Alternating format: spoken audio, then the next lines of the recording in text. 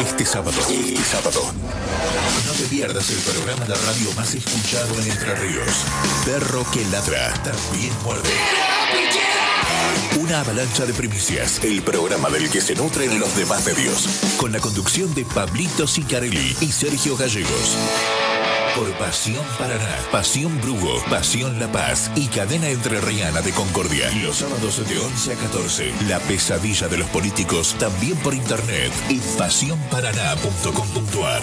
Vos merecés que te diga la verdad. Tenemos en línea, en comunicación directa, al líder del partido Bandera Vecinal a nivel nacional, el doctor Alejandro Biondini. Buen día, doctor, ¿cómo le va? Buen día, ¿cómo le va? Bueno, le aclaro que no soy doctor. Ah, no me diga. No, es mi hijo. Ah, su hijo es abogado. Pero mire usted, yo creí que usted se había recibido de abogado. No, mire, mi especialidad original es ser perito en comercio exterior y bueno, pero en los últimos años fundamentalmente me he dedicado a todo el tema informática, programación. Pero mire usted, claro, Alejandro César Biondini, que su hijo es un doctor reconocido y ya dentro de la política también. Sí, bueno, él se ha heredado un poco la vocación del padre y se ha movido siempre como apoderado y bueno, por vocación propia me ha acompañado. Muy bien, sí, yo conozco más o menos su historia, sé que ha estado proscrito durante un tiempo, ha tenido bastantes inconvenientes para poder ejercer sus derechos políticos. Y mire, yo estuve proscripto y ya prácticamente una vida, fue 21 años. Qué bárbaro. Insólitamente, mire, siendo yo solamente un servidor o si se quiere un soldado de la causa nacional, insólitamente digo, porque en la comparación, ¿verdad? Eso no tiene comparación. Pero estuve 3 años proscripto más que el propio general Perón, una cosa absurda, digamos, ¿no? Usted viene del peronismo, básicamente. Sí, mire, yo empecé a militar muy joven en el peronismo, prácticamente a los 16 años, cuando se constituyó la UES. No vengo de la llamada ultraderecha, como creen algunos. Inicialmente, siendo muy joven, me inicié colaborando con el padre Mujica en acciones sociales. Después constituimos la UES, que no existía desde los tiempos de la época del peronismo. Después acompañé a partir del 79 en la fundación de la revista Línea y después el diario Compañeros al doctor José María Rosa. Y en el año 80-81 fui secretario general de la Juventud Peronista por la capital federal. Así que bueno, vengo de esas filas, digamos, ¿no? Sí, su trayectoria es innegable. Usted no, también... y yo, mire, me fui del peronismo, me fui del PJ, y cuando todos mis compañeros me decían que estaba loco porque llegaba el momento de los cargos públicos. Yo trabajé mucho con el doctor César Arias, con Zulema Yoma en la campaña de Menem, pero bueno, subió, hizo exactamente lo contrario de lo que había planteado en campaña y yo me fui del PJ. Todo el resto se quedó, pero yo me fui. Está bien, fila sus convicciones. Y mire, me parece que ese es el problema que hay hoy en la política. Es decir, la crisis de autoridad y de representación que hay hoy en el país es precisamente por la distancia entre lo que se dice y lo que se hace. Claro. Usted en la última elección le dio un buen susto a varios partidos políticos, incluido a la izquierda representada por Luis Delía, a quien duplicó en la cantidad de sufragios. ¿Está creciendo el nacionalismo a nivel nacional? Sí, mire, nosotros en este momento con el partido, con Bandera Vecinal, ya estamos actuando en 12 provincias, en algunas con personería definitiva, otra en trámite, como es en el caso de Entre Ríos, donde nuestro referente es Alexis Borghetto, de Paraná, es un empresario vinculado a todo el tema de la panadería. Ahí tenemos la personería en Constitución, pero estamos trabajando muy fuerte. Yo la verdad que, aparte, le pongo mucho el hombro y el corazón, digamos, a que obtengamos la personería definitiva en Entre Ríos, porque, bueno, mi mujer, por ejemplo, es oriunda de Nogoyá, toda la familia de mi mujer, así que tengo muchos amigos y muchos parientes en Entre Ríos, para mí es una provincia muy querida. Y bueno, si Dios quiere, ya estamos muy cerca de la personería nacional, pero más allá de si Bandera Vecinal obtiene o no la personería nacional antes del 2019, en función de nuestras alianzas o de nuestro frente, nosotros nos presentamos como Frente Patriota en la provincia de Buenos Aires. En el año 2019 vamos a presentar candidato a presidente de la Nación, vamos a presentar una fórmula presidencial en todo el país como una opción del nacionalismo.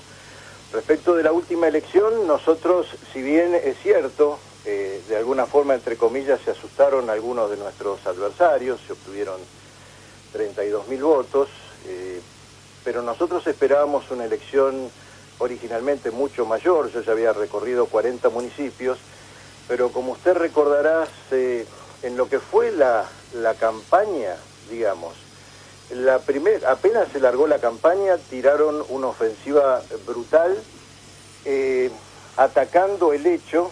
Yo me presenté por lista única por la lista de diputados, el partido, por ejemplo, se presentó en Capital, y como iba el partido solo, también presentó lista única a diputados y legisladores. Pero en lo que era la parte de senadores, como nosotros constituimos un frente con otro partido y con una cantidad grande de agrupaciones y formaciones municipales, se constituyeron distintas listas, porque era una primaria. Y atacaron brutalmente al partido. Se inició, creo que desde el diario La Nación, pero después desde Página 12 a todos los medios, estuvieron prácticamente 15 días objetando de por qué nosotros recibíamos fondos para impresión de boletas, como habitualmente reciben el resto de los partidos, incluso con una legislación que en su momento, digamos, impulsó Elisa Carrió, el Frente de Izquierda, cuando ellos se presentaron por listas. Y la otra mitad de la campaña, digamos, celebrando que prácticamente en un acto de discriminación la Dirección Nacional Electoral le quitara al Frente esos fondos, con lo cual se dio la extraña paradoja que nosotros, no era un armado artificial, sino un armado real. Nosotros presentamos 6 candidatos en la lista de senadores, imprimimos los millones de boletas de cada lista correspondientes a un padrón electoral de 12 millones de personas de la provincia de Buenos Aires, con los mismos fondos de aquellos que presentaron una sola lista. Es decir, donde ahí realmente estaba la estafa, que claro, a un frente que presenta 6 listas se le dan los mismos fondos de aquellos que en primarias presentan lista única. Entonces yo digo, ¿para qué existen las primarias si se van a presentar listas únicas? Yo en lo personal, disculpe, soy partidario de la boleta única de papel, que creo que incluso se va a implementar en Entre Ríos para el año que viene, sí, o del voto electrónico. Es decir, a mí me parece el tema de someter a los partidos a internas, a primarias, y que eso genere un gasto público es un absurdo. Pero ¿qué le quiero decir con esto? Que, mire, si a usted a la mañana empiezan por las radios, por los diarios, siguen al mediodía, a la noche, y le dicen que usted es Al Capone, aunque sea la persona más decente del mundo, a la noche mucha gente va a pensar que usted es Al Capone. Nosotros al inicio de la campaña teníamos una proyección de 170.000, 180.000 votos. No podemos negar que esta campaña brutal contra el Frente, donde prácticamente nos hacía aparecer como que estábamos cometiendo un delito por presentarnos en primarias, habiendo hecho, no obstante, una buena elección para la vista de algunos adversarios, para nosotros no fue así. Nosotros esperábamos una elección muy superior, que espero que la tengamos en el 2019. O sea que compitieron en desigualdad de condiciones y con una campaña en contra. ¿Usted cree que los medios somos formadores de opinión? ¿Y quién cree que estaba detrás de esta campaña? Mire, como yo no soy periodista profesional, pero siempre de alguna forma he ejercido el periodismo desde el campo de batalla. Incluso nosotros tenemos una radio digital desde hace muchos años, que es AN24, o sea que, digamos, pertenezco bastante al paño de lo que es un poco los medios de comunicación. Hoy los medios de comunicación, hay que ser real, es el primer poder en la Argentina, no es el cuarto poder, es formador de educación y de pensamiento, incluso superior a la familia y a la escuela. Yo creo, mire, que fue una campaña que inicialmente molestó a algún sector entiendo, del oficialismo, porque interpretaban que sectores descontentos con lo que había sido el voto hacia el macrismo se estaban volcando hacia una opción de más orden, más seguridad, en fin, una cantidad de planteos hacia el nacionalismo. Pero yo le quiero, en ese sentido quiero ser muy claro. Usted sabe que la raíz de la proscripción que yo tuve durante tantos años fue porque hubo sectores de mucho poder en el país que a mí me acusaron, siendo un hombre, reitero, que vengo del peronismo, con una trayectoria muy clara, bajo etiquetas como nazi, neonazi, etcétera, etcétera, por sostener, y lo sigo sosteniendo, la defensa o los derechos humanos del pueblo palestino y considerar que el sionismo o la política que se aplica en Israel es violatoria de esos derechos, con lo cual me gané importantes enemigos. Cuando en el 2014, después de la resolución del hijo, la doctora Servini de Cubría ratifica la personería definitiva en el distrito fundador de Bandera Vecinal, la capital federal, oponiéndose justamente a la oposición, valga la redundancia, de la DAIA o de la delegación, digamos, israelita, o de lo que ellos llaman el brazo político,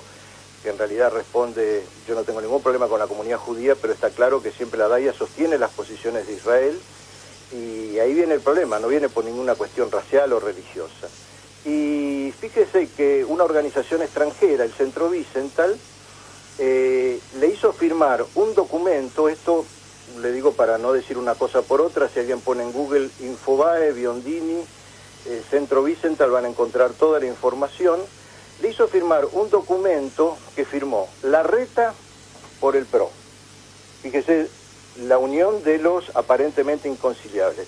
Ramal por el Partido Obrero, Santa Marina por el PJ, y todos los partidos donde textualmente lo que decía esa nota y ese documento es que había que hacer lo imposible, más allá de la resolución judicial, por aislarlo a Biondini y al partido Bandera Vecinal. Entonces, evidentemente esa política no tuvo éxito, y cuando nosotros el año pasado, con el concurso de otro partido, de Gente en Acción y de otras agrupaciones, se constituye el Frente, eso era violatorio desde el punto de vista de esos sectores de poder, de ese aislamiento del partido. Es decir, el partido por primera vez constituía un frente con otras fuerzas.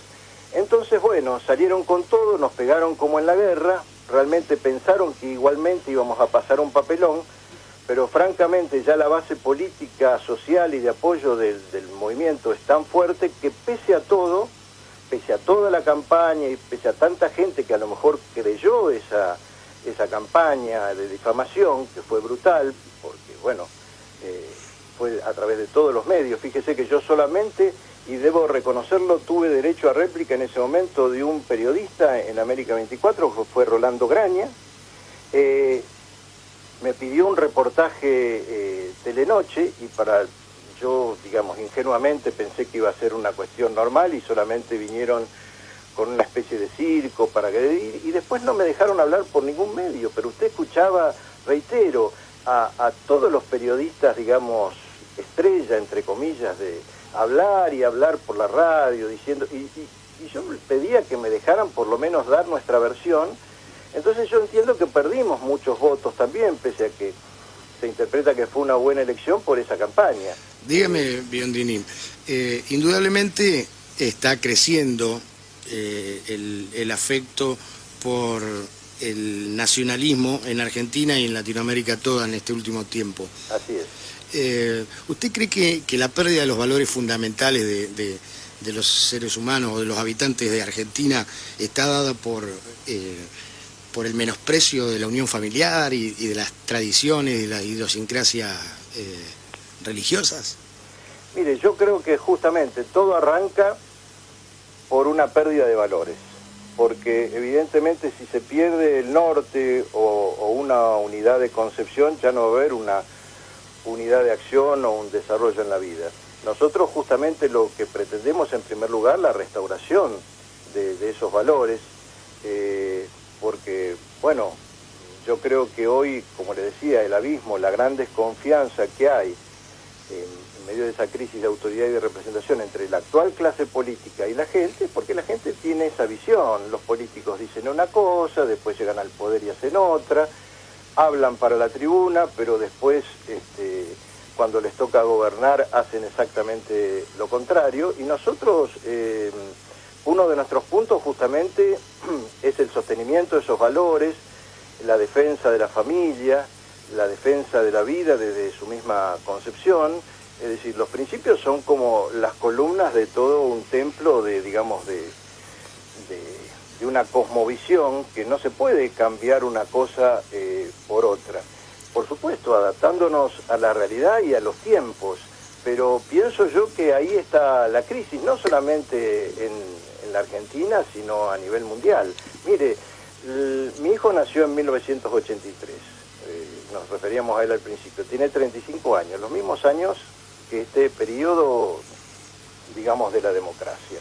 Y nosotros hemos visto pasar desde Alfonsín hasta el presente prácticamente todas las opciones, incluso si consideramos responsabilidades a nivel legislativo o a nivel distrital. Y francamente lo que tiene la gente después de 35 años de democracia es una frustración. Por tanto, el nacionalismo, que no es otra cosa que la defensa de lo nacional, que es un patriotismo llevado a un compromiso cotidiano, yo creo que para muchas personas termina siendo una última línea de esperanza. Y de allí, bueno, nosotros asumimos esto con mucha responsabilidad porque vemos gente que se está arrimando a nuestro movimiento de las procedencias más diversas, gente que naturalmente viene del peronismo, porque bueno, uno, si bien dentro de una etapa sostiene una línea histórica que es San Martín, Rosas, Irigoyen, Perón, reivindicando a los grandes referentes nacionales, gente que bueno, naturalmente viene de los espacios nacionalistas, pero fíjese que para ponerle un caso, por ejemplo, Gustavo Urquiza, que es el presidente de Bandera Vecinal Tucumán, que realmente está creciendo de una manera espectacular, llegó a ser, ¿cómo se llama?, concejal del Partido Socialista. Fue un hombre muy importante en la constitución del Partido Socialista de Tucumán, y en un momento determinado vio que había un gran, no concejal, congresal del Partido Socialista, y vio que había un gran abismo entre toda la prédica del Partido Socialista y lo que hacía. Habló con nosotros, se dio cuenta que era nacionalista, y hoy realmente nosotros ya tenemos abiertas 3 sedes en Tucumán. Está creciendo, y alguien puede decir, bueno, a ver, a Bandera Vecinal va a ir gente que provenga de la, entre comillas, llamada ultraderecha. No. Hay una pequeña línea difusa, ¿no?, entre la izquierda más pura y la derecha más pura. Y mire, ¿sabe lo que ocurre? Es que en realidad usted sabe que este asunto de las izquierdas, de derecha, de centro, es una cosa más antigua que la injusticia. En realidad surgió por la famosa convención o encuentro después de la Revolución Francesa. Pero nosotros, la posición ideológica nuestra, es decir, nosotros no estamos ni a la izquierda, ni a la derecha, ni al centro, no del sistema democrático, sino de todo este sistema de corrupción, de traición, de decadencia, sino que estamos ubicados en la vereda de enfrente, lo que nosotros llamamos una cuarta posición, con todos aquellos ciudadanos que quieran acompañarnos, vengan de donde vengan. Si usted toma la plataforma del partido, uno puede decir, bueno, nosotros defendemos la vida, nos oponemos al aborto, defendemos la familia, defendemos los valores patrios, defendemos la seguridad. Entonces uno puede decir, bueno, son propuestas de la derecha. Pero si usted agarra la parte económica y social nuestra, nosotros planteamos una investigación parlamentaria seria de la deuda externa, la nacionalización de los resortes básicos de nuestra economía, una cantidad... Una doctrina más cercana a Perón, digamos. Alguien puede decir, es un planteo de izquierda. Entonces, para nosotros es una diferencia en cierta forma absurda. Por eso nosotros decimos que somos nacionalistas y a la vez defendemos un socialismo nacional. Sí, entiendo perfectamente. Con respecto al tema que está en boga ahora, y lo va a estar por un tiempo, el tema del aborto, yo imagino cuál es su posición, ¿no? Me la acaba de decir, que es contraria, ¿no?, a la legalización del mismo. Así es. El presidente Macri, digamos que bajó línea a los legisladores de Cambiemos para que puedan debatir el tema del aborto, pero a su vez también me confirmaron desde dentro de la Cámara de Diputados que no van a dar quórum para el tratamiento de esta ley express, que quieren sacar la izquierda o el socialismo, el comunismo, como le... Así es. ¿Qué posición tiene Bandera Vecinal?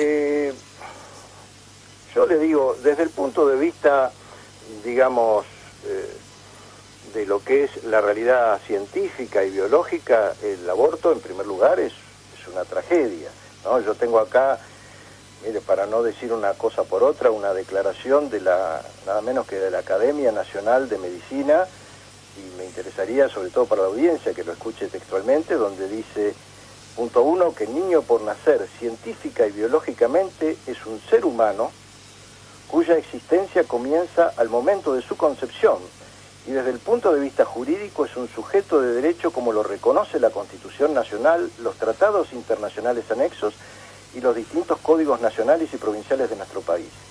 Después dice que destruir a un embrión humano significa impedir el nacimiento de un ser humano, que el pensamiento médico a partir de la ética hipocrática ha defendido la vida humana como condición inalienable desde la concepción, por lo que la Academia Nacional de Medicina hace un llamado a todos los médicos del país a mantener la fidelidad a la que un día se comprometieron bajo juramento. Y después dice que el derecho a la objeción de conciencia implica no ser obligado a realizar acciones que contrarían convicciones éticas o religiosas del individuo, artículo 14 y 19 y concordante de la Constitución Nacional. Bueno, ese va a ser un gran problema en caso de que por una de esas casualidades se llegue a reglamentar la legalización del aborto, es que a raíz de ese juramento hipocrático ningún médico se quiera hacer responsable de ese homicidio.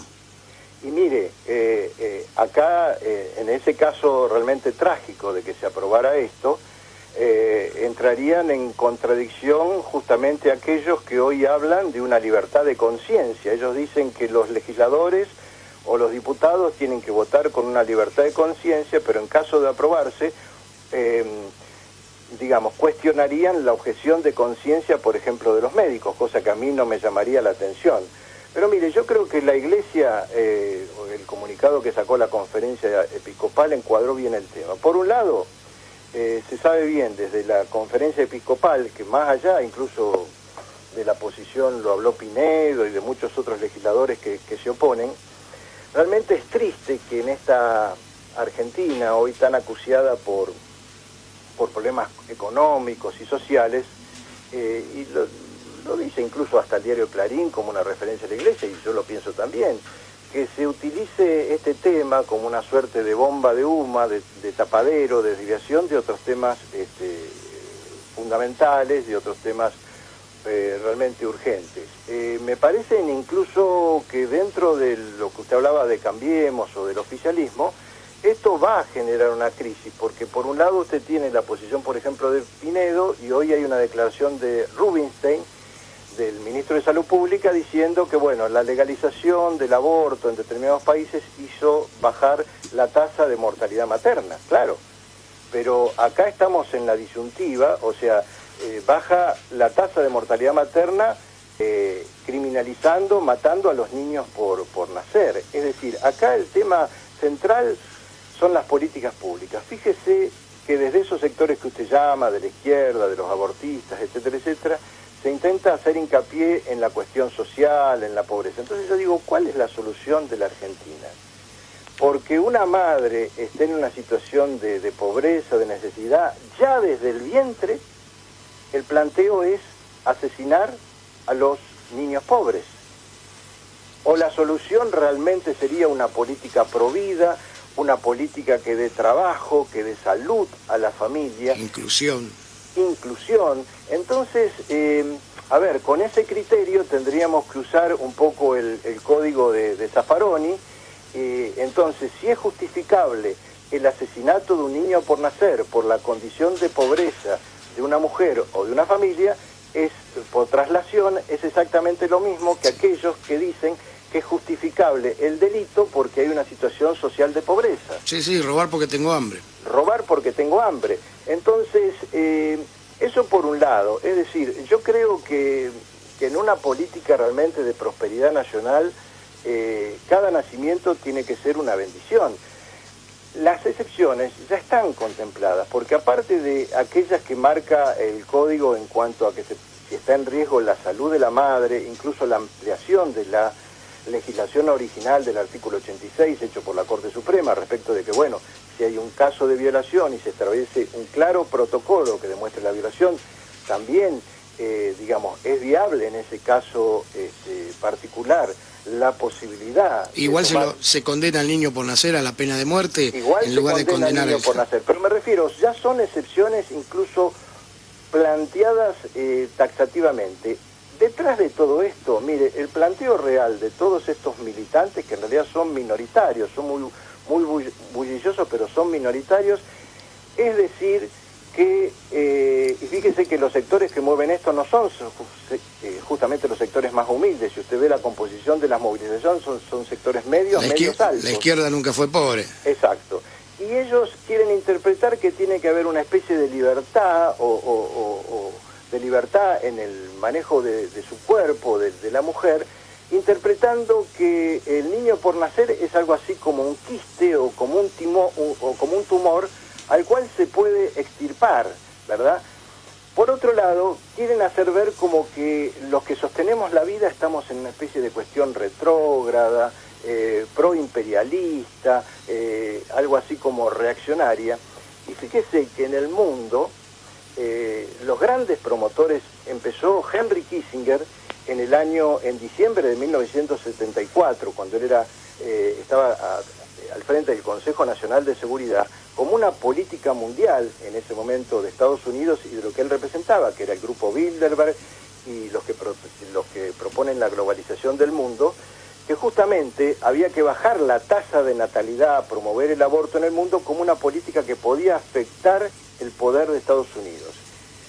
Siguieron los Rockefeller, el que ha invertido miles de millones de dólares en todo el mundo, incluso ahora encabezando las propagandas a través de distintas de estas entidades satélites en Polonia, en Irlanda, es George Soros, que en realidad es el testaferro de los Rothschild, ¿verdad?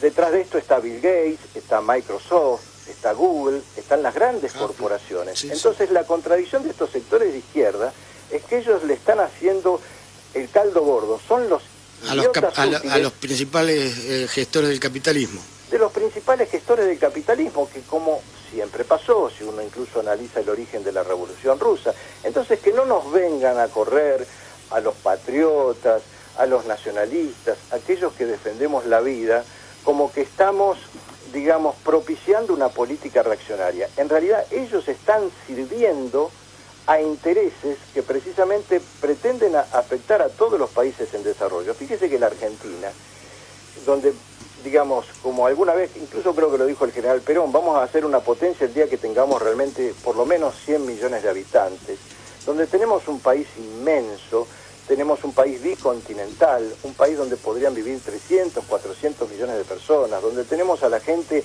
apiñada en unos pocos centros urbanos y gran parte del país despoblado. Lo que nosotros necesitamos es más población, más argentinos, no menos argentinos. Porque claro, cuanto menos seamos, y si además, aparte de las inmigraciones que vienen naturalmente, traemos inmigraciones como están llegando los chinos, y uno dele 30 años y vamos a ver lo que es el país, va a ser una situación peligrosa de la Argentina si pierde peso su propia población nativa. Nosotros somos un país en el cual están actuando todas las internacionales. Tenemos a 600, 700 kilómetros la base británica en nuestras Malvinas, con proyección sobre la Antártida, sobre la Patagonia. Tenemos 2 bases militares de los chinos. Ahora los chinos incluso están manejando nuestras centrales nucleares. Tenemos la histórica política imperialista que puede ser ahora está un poquito más quieta, pero en el caso de Estados Unidos de Sudamérica, tenemos un sector de la inmigración que se integra perfectamente y otro que no nos quiere. Entonces, a ver, Argentina, yo no tengo problemas de que de que consideremos una Argentina para el mundo, pero la Argentina en primer lugar debe ser para los argentinos. Lo que sucede, Biondini, es que nosotros no nos debemos preocupar de que esa parte de la sociedad muy minoritaria, como usted dijo, nos juzgue por defender la vida y las tradiciones familiares, desde el hecho de que en la época de Lenin, el comisario de Instrucción Pública, Lunarchevski, juzgó a Dios, así que nosotros, claro. ¿Qué podemos esperar? Exacto, exacto. Bueno, ellos, entre comillas, ignorantemente, digamos, o con supina ignorancia, le han declarado la guerra a Dios. Aparte, yo digo, vamos a suponer realmente un Estado que se ocupe de la familia. Vamos a suponer que se diera el caso de una joven que por un motivo o por otro, digamos, naturalmente a lo mejor no quisiera estar dispuesto a tener su hijo. Bueno, yo creo que también tendría que haber una política de Estado para la adopción, para una política de adopción, de que evidentemente se haga cargo una familia, de todas aquellas eventualmente mujeres que no quisieran, por el motivo que fuere, criar a su propio hijo, pero... Claro, decir, y agilizar ese engorroso trámite que es el de adopción. Bueno, por eso son legislaciones a cambiar, evidentemente, pero fíjese que acá se ponen globos de colores, lo presentan como algo festivo, algo que en definitiva es una tragedia, porque usted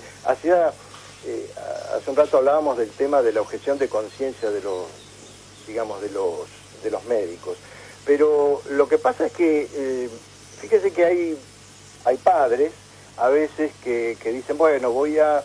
Un hecho evidentemente feliz, como el nacimiento de un hijo, van a presenciar el parto, y no es el primer caso, que hay padres nomás que por ver un parto se desmayan en la propia sala, digamos, de parto. Lo que la gente no tiene conciencia, por eso hay tantos médicos que, si se pone la lista es inmensa, se opondrían a realizar un aborto, porque la gente no tiene idea la crueldad de lo que es el degrado, la aspiración, la destrucción del niño por nacer.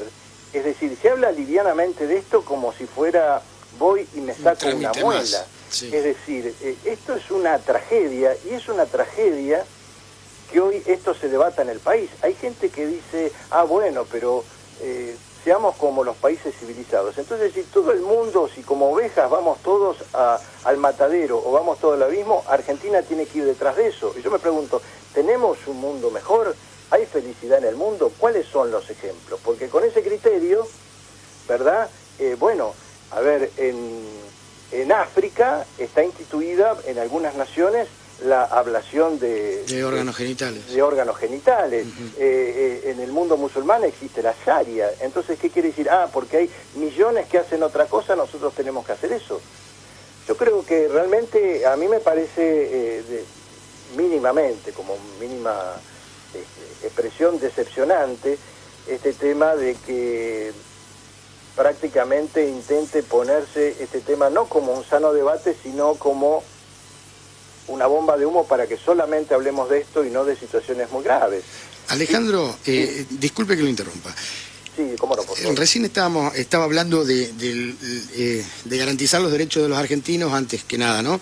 Sí. ¿Qué opinión le merece la decisión del Poder Ejecutivo de Jujuy de cobrarle a los extranjeros la atención médica? Mire, esa es una posición que incluso nuestro partido ha sostenido dentro de su fundación, está en el tercer punto de nuestras 10 propuestas, y me parece algo absolutamente razonable, que nada tiene que ver, como algunos quieren plantearlo, como una xenofobia, como un odio al extranjero, que no tiene absolutamente nada que ver.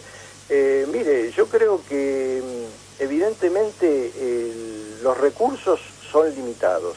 Esos recursos están siendo financiados a través de los impuestos por la población argentina, ya sea nativa o naturalizada. Y si alguien viene del extranjero a usar esos recursos, me parece natural que los tenga que pagar. Fíjese que una de las cosas que se menciona y que nosotros siempre hemos señalado es eventualmente, que se hable de una política de reciprocidad. Lo que pasa es que algunas naciones no quieren tener una política de reciprocidad. Si usted tiene una emergencia, ya sea en Chile, incluso en Uruguay, aunque sea una emergencia prácticamente de riesgo de vida, finalmente la va a tener que pagar. No hay una política más restrictiva de la inmigración y de persecución de los inmigrantes ilegales y, por supuesto, de no acceso a la educación pública y mucho menos a la salud pública que en el gobierno socialista de Bolivia, ¿verdad?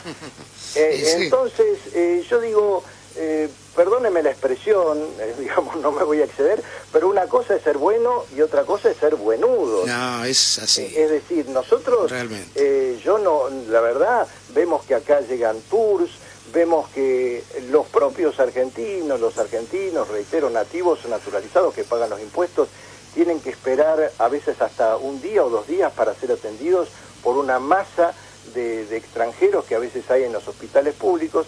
Entonces, a ver, realmente es una gran hipocresía de aquellos que quieren repartir lo que no le pertenece, porque la salud pública y la educación pública, en primer lugar, le pertenece a nuestra población. Si yo fuera en este momento a Bolivia, a Chile, incluso a Uruguay, a los hermanos uruguayos, y tuviera acceso libre y gratuito, como ellos tienen, como acá en nuestro país, a la educación, a la salud pública, bienvenido sea. Pero sí, la Argentina ha planteado a través de diferentes vías el hecho de la reciprocidad. ¿Y saben lo que le han dicho? Nosotros, hubo un caso muy particular incluso con Bolivia. No, de eso háganse cargo ustedes. Nosotros, y se estaba hablando de un ciudadano de ellos. Y bueno, entonces si no quieren reciprocidad, nosotros tenemos que empezar a cerrar la canilla, ¿no? Por eso a mí me parece, y apoyo totalmente, me parece lógico, y ojalá se extienda a todo el país, el hecho de que evidentemente tiene que haber un costo para el acceso a nuestra salud pública. Y un mayor control con el tema del visado de trabajo. Claro, visado de trabajo. Mire, fíjese, siempre se ha elogiado desde algunos sectores la denominada democracia chilena, diciendo que se alternan los conservadores, los socialistas, etcétera, etcétera, después del fin del gobierno de Pinochet, que eso le ha dado estabilidad. Chile tiene una legislación nacional, es ley en todo Chile, y ningún gobierno, sea socialista o conservador, lo ha cambiado, y es ley hoy en Chile, que el 85% del cupo laboral, tanto, ojo, en los empleos públicos como en los empleos privados, tiene que serle dado a los chilenos. Y solamente el 15% queda abierto para los extranjeros. Fíjese cómo otros países defienden sus fuentes de trabajo y a sus trabajadores. Yo no estoy en contra de la inmigración, todos venimos de alguna forma, como se dice, nuestros abuelos bajaron del barco, en mi caso de Italia, de España, etcétera, etcétera, pero vinieron a una Argentina que necesitaba trabajo. Yo creo, reitero, en un país de 100 o 200 millones de habitantes, pero empecemos por poner en marcha el aparato productivo nacional, por generar millones de fuentes de trabajo, y después abramos inteligente nuestras fronteras a todos los hombres y mujeres de buena voluntad del mundo, pero no para que vengan a compartir la miseria o, lo que es peor, a competir ilegalmente. Fíjese que a lo mejor un extranjero en situación ilegal está dispuesto a ganar la mitad, a trabajar el doble, no más. Yo diría que entre la capital federal y el conurbano hay más de 20.000 talleres clandestinos donde se explota a los inmigrantes. Los kioscos 24 horas, los hoteles, los hostels. Claro, nosotros somos de Buenos Aires y lo conocemos. Mire, yo tengo un afecto muy especial por el pueblo venezolano, incluso un amigo mío de muchos años que tiene la doble nacionalidad. Él nació en Venezuela, pero sus padres son argentinos. Está hace 4 años preso bajo el régimen de Maduro. Él es abogado por el delito, entre comillas, de haber defendido a presos políticos, ¿verdad? 1 año lo tuvieron en la prisión de máxima seguridad y de hace 3 años está preso domiciliario. Su mujer también es abogada. De esto incluso en este momento, incluso hubo declaraciones de la ONU, es el caso de Marcelo Corbato. A ver, yo entiendo humanitariamente perfectamente y no estoy absolutamente en contra, sino todo lo contrario, con el caso de los refugiados políticos. 65.000 venezolanos ya ingresaron en lo que va. Claro, pero el tema es el siguiente, nosotros abrimos nuestras fronteras, pero fíjese que uno habla, incluso a veces habla con un mozo en un bar, como usted dice, con alguien que atiende un maxi kiosco, y de repente dice, mirá, me echaron del trabajo porque vino una persona de Venezuela, que a lo mejor es licenciado, no sé, en sociología, doctor en economía, un nivel cultural alto, y bueno, acepta ese trabajo por el doble de tiempo, por la mitad del ingreso, y eso genera prácticamente una guerra entre pobres. Es decir, no se puede repartir lo que no tiene. Tiene que haber una política, un cupo inmigratorio, una política inteligente. Pero lógico, si la torta de la producción nacional cada vez es más chica, las únicas maniobras son especulativas, y aquellos que dicen abramos todos los extranjeros, o por ejemplo, sí, atendamos primero a los extranjeros en nuestros hospitales, yo les preguntaría, si hay un medicamento de urgencia, ¿qué madre diría? Bueno, mi hijo que tome su medicamento dentro de 1 o 2 días, pero primero démosle el medicamento al hijo del vecino. O que esta noche cene el hijo del vecino y el nuestro cene mañana o pasado mañana. Es decir, primero tenemos que defender lo nuestro. La prioridad es para el argentino y nacionalismo no es solamente blandear una bandera celeste y blanca. Nacionalismo es empezar a que funcionen las políticas públicas para terminar con el 30% de pobreza, por la falta de inclusión, por todos estos problemas que tenemos con la falta de trabajo para los argentinos. Eso creo que es nacionalismo.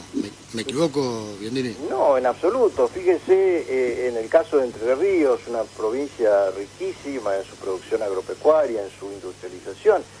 ¿Y a usted le parece que, por ejemplo, digamos, más allá de que haya bajado esa tasa espectacular del 80%, que tengamos un 44% de pobreza en Concordia, que incluso Entre Ríos, siendo una provincia tan rica, esté prácticamente arriba de la media nacional? Es decir, es como que nuestra clase política, yo diría, y es algo lamentable, no sabe gobernar, porque francamente, no sé, tienen un Mercedes-Benz, lo arrancan y lo chocan contra el primer poste. Es decir, tendría que ser un país riquísimo. El país, mire, no necesitamos años, el país se puede levantar en 6 meses, 1 año, y vamos a necesitar mano de obra de todo el mundo. El problema es el siguiente, que, a ver, es un país que vive endeudándose y pagando a la usura internacional, no generando inversiones productivas.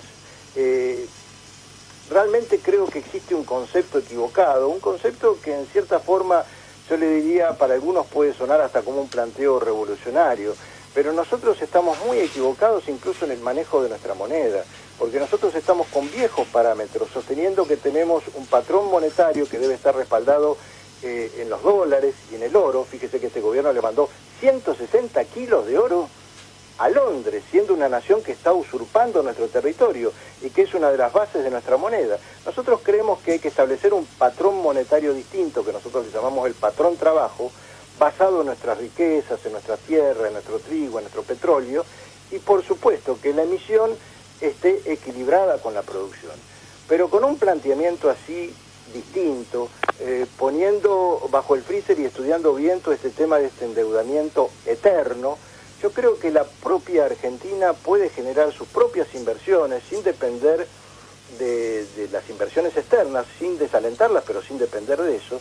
Y tenemos todo para poner el país en marcha. Pero claro, le entregamos la minería a los consorcios internacionales, la explotación del petróleo a los consorcios internacionales. Y la única variable de ajuste terminan siendo los que trabajan y los que pagan los impuestos. Pero para el que especula o para el que vino ayer, todo. Entonces es como una pirámide invertida, ¿vio? Están todos los valores invertidos, por eso el país está cayendo, porque ninguna pirámide puede sostenerse desde su vértice. Entonces yo creo que acá lo que hay que recuperar es el sentido común y bueno, gobernar en primer lugar para los argentinos. Genial. Alejandro Biondini, 1000 gracias por haber estado en comunicación con nosotros. Fue la charla muy esclarecedora y muy grata. Mire, Pablo, realmente yo le agradezco esta oportunidad de expresarme, que realmente suelen ser escasas las oportunidades para que los nacionalistas podamos hablar. Aprovecho para enviarle un afectuoso abrazo y saludo a todo el pueblo de Entre Ríos. Y bueno, lo mejor para ustedes y felicitaciones por su programa y realmente por ejercer un periodismo plural en el cual se pueden expresar todas las voces. Gracias, gracias. Mucha suerte. Saludo a su hijo Alejandro César. Bueno, serán dados. Muchas gracias. Buenos días. Estábamos en comunicación directa con Alejandro Biondini, líder del Partido Nacionalista Bandera Vecinal, que nos hablaba desde Buenos Aires y nos habló sobre un amplio abanico de cosas. Vamos a escuchar un temita musical, luego continuamos. No te vayas, todavía tenemos un montón de temas hasta las 14 horas. Esto es Perro que Ladra también muerde.